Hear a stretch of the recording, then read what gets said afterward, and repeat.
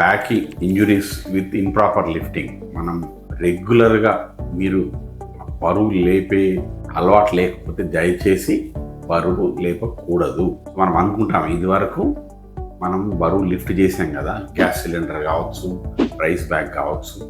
మీరు రెగ్యులర్గా కనుక ఈ బరువు లేపే అలవాటు లేకపోతే దయచేసి చేయకూడదు. సో ఒక 60% బ్యాక్ ఇంజురీస్ మనం కామన్ ఇన్సిడెంట్స్ ఇంట్లో బరువు లేపేటప్పుడు జరుగుతాయి. అంటే అవి పేరుకు మైనర్ ఇన్సిడెంట్సే కానీ అవి చేసే నష్టం ఎక్కువ. ఇది ఎలా జరుగుతుందంటే, మనం యంగ్ ఉన్నప్పుడు ఇదివరకు ఈ మాత్రం బరువు మనం లేపలేమా అని అనుకొని మనం లేపే ప్రయత్నం చేస్తాం. You are no longer 15 or 20 years old. 1. 2, ఇప్పుడు మీరు రెగ్యులర్గా ఆ బరువు లేపలేకపోతే, రెగ్యులర్గా ఇప్పుడు హమాలి పని చేసే వాళ్ళు రెగ్యులర్గా 60, 50, 100 కిలోల బరువు లేపుతారు.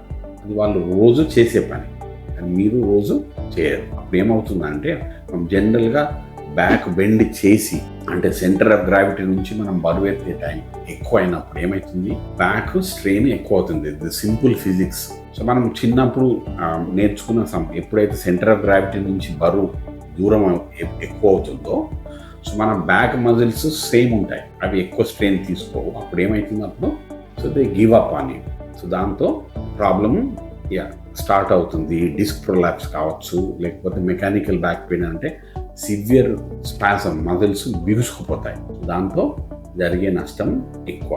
అప్పుడు ఏం చేయాలి, బరువు కరెక్ట్గా లేపాలని అంటే ఏం చేయాలి, సెంటర్ ఆఫ్ గ్రావిటీ నుంచి మోకాళ్ళు మడుచుకొని శరీరానికి దగ్గర ఉండాలి.